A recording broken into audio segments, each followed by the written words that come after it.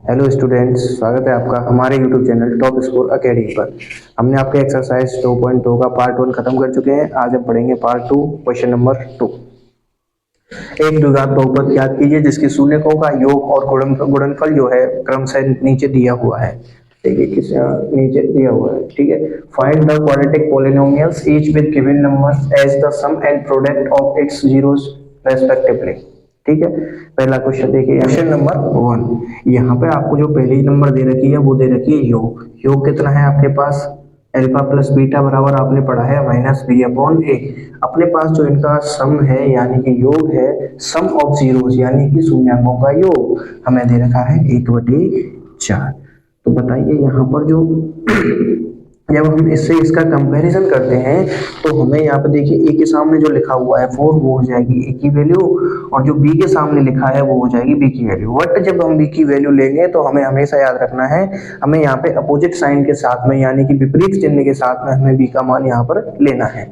जैसे बी का मान यहाँ पर प्लस में है तो आपको किस में लेना है? माइनस में। यदि यहाँ पर माइनस में दिया हुआ होता तो हम आंसर किस में लेते? प्लस में। तो यहाँ पर आप देखिए प्लस में है तो हम इसका आंसर कैसे लिखेंगे? -1। तो ए की वैल्यू 4 है, बी की वैल्यू -1 है। दूसरी चीज जो है, हमें प्रोडक्ट ऑफ जीरोस दे रखा है यानी कि शून्यकों का गुणनफल दे रखा है, जो कि आपने पढ़ा है सी अपॉन ए होता है।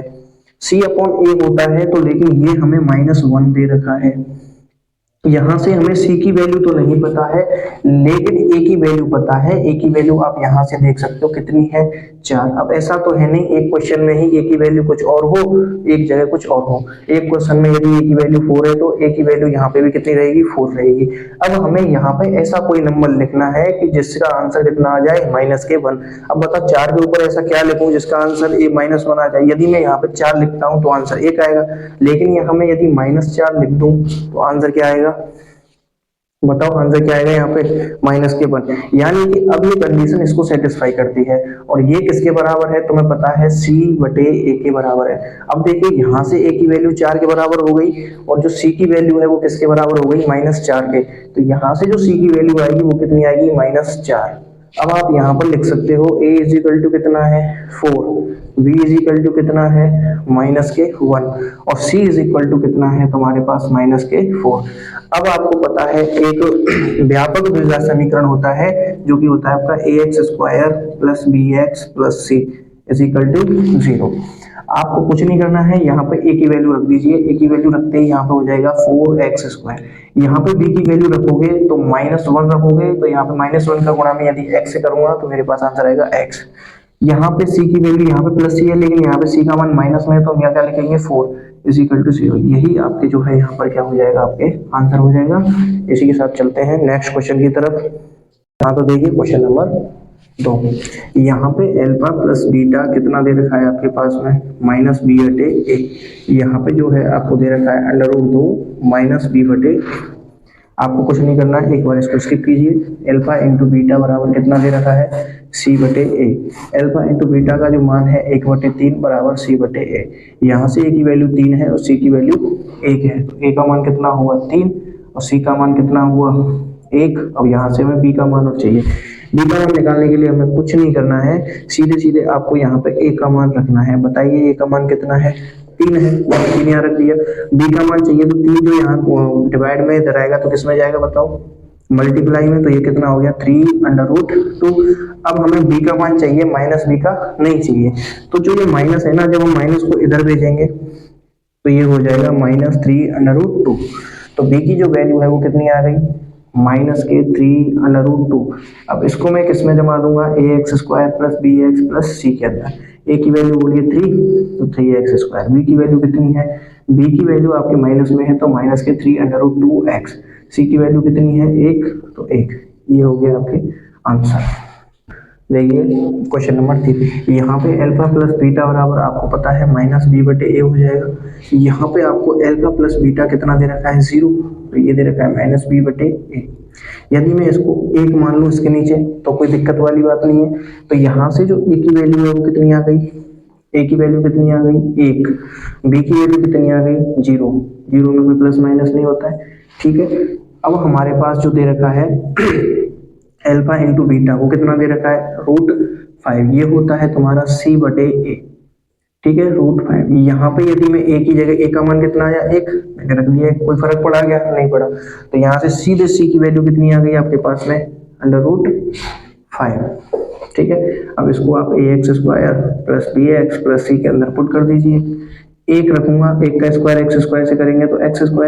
b की वैल्यू कितनी है 0, 0 इंटू एक्स प्लस c की वैल्यू कितनी है √5। 0 का मल्टीप्लाई किसी संख्या से करते हैं तो 0 हो जाता है, और 0 को बीच में लिखना सही बात नहीं है। तो इसका आंसर कितना आएगा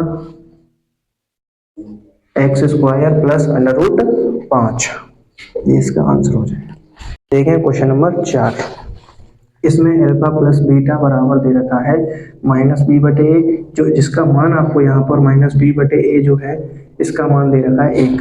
एक को आप 1/1 भी लिख दोगे तो भी 1 रहेगा। यहाँ से a की वैल्यू 1 हो गई, b की वैल्यू भी कितनी हो गई 1। मैंने बताया b का जो साइन है हमेशा कैसा लेना होता है अपोजिट। यदि यहाँ पे प्लस में है तो आप किस में ले लोगे माइनस में। तो बताइए a की वैल्यू कितनी हो गई 1, और b का साइन अपोजिट लेना है तो बताइए यहाँ पे प्लस है तो किसका आएगा माइनस का। ठीक है, हमारे पास अल्फा इंटू बीटा कितना दे रखा है 1, जिसका सूत्र होता है c/a। इसका मान भी 1 है, इसको मैं 1/1 लिख दूं तो कोई दिक्कत नहीं है। यहाँ से a का मान सेम है और c का मान भी कितना आ गया यहाँ पर 1। इसको मैं ax² plus bx plus c के अंदर पुट कर देता हूँ। जैसे ही मैंने यहाँ पे रखा 1x², यहाँ पे b की वैल्यू किसमें है माइनस में, तो माइनस के 1x प्लस 1। 1 का गुणा इससे करूंगा तो x² ही आएगा, 1 का गुणा -1 का गुणा इससे करूंगा तो -x हो जाएगा प्लस 1। आपका जो आंसर है वो ये हो जाएगा x² - x plus 1। Question number 5, यहाँ पे अल्फा प्लस बीटा का फॉर्मूला आपको पता है -b/a, कितना दे रखा है -1/4, जिसको बराबर कर देंगे -b/a से। यहाँ से a की वैल्यू कितनी है 4, और b की वैल्यू हमेशा अपोजिट लेनी है माइनस में, तो हम किस में लेंगे प्लस में। तो यहाँ पे मैं लिख देता हूँ एक बार, a का मान जो है वो कितना आ गया आपके पास में 4 आ गया, b का मान कितना आ गया -1 है, तो हमको कैसा लेना है +1। अब हमारे पास जो दे रखा है प्रोडक्ट दे रखा है वो दे रखा है 1/4, जिसका प्रोडक्ट का फॉर्मूला होता है c/a। प्रोडक्ट है 1/4 जो कि c/a दे रखा है। c की वैल्यू तो यहाँ पे कितनी हो गई 1, और a की वैल्यू 4, तो c की वैल्यू कितनी है यहाँ पे बताइए 1 है। इसको हम ax² plus bx plus c के अंदर पुट कर देते हैं। तो यहाँ से जो समीकरण बनेगा 4x² प्लस x प्लस 1, ये आपका क्या हो जाएगा आंसर। क्वेश्चन नंबर 6, यहाँ पे अल्फा प्लस बीटा बराबर -b/a।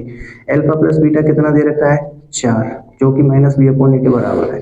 यदि मैं यहाँ पे 1 लगा दूं तो 4 पे इसका कोई इफेक्ट नहीं पड़ेगा, आंसर 4 ही आएगा। तो a की वैल्यू यहाँ पर 1 हो गई, और b की वैल्यू हमेशा अपोजिट लेनी है। यदि +4 है तो हमारा आंसर किसमें आएगा माइनस में। तो बताइए a की वैल्यू कितनी हुई 1, और b की वैल्यू कितनी हो गई -4। अब हमारे पास दे रखा है अल्फा इंटू बीटा जो कि 1 है। अल्फा इंटू बीटा का जो फॉर्मूला होता है वो होता है c/a, और यहाँ पे आपको 1 दे रखा है। यदि मैं 1 के नीचे 1 लगा दूं तो भी 1 ही रहेगा, तो यहाँ से a की वैल्यू जो है 1 ही आई, जो यहाँ पर भी सेम है यहाँ पर भी सेम है। तो c का मान कितना हो गया यहाँ पर 1। इसको हमें जमाना है ax² plus bx plus c के अंदर। a की वैल्यू जो है 1 है, 1 का x² से गुणा करेंगे तो x², -4 का यदि मैं x से गुणा करूंगा तो मेरे पास -4x आ जाएगा, और c के साथ में +1। तो आपका जो आंसर है वो x² -4x प्लस 1 हो जाएगा। इसी के साथ आपकी एक्सरसाइज 2 पूरी खत्म होती है। इसके हमने 3 पार्ट बनाए थे, ये पार्ट 3rd होगा, और आपकी एक्सरसाइज खत्म हो चुकी है।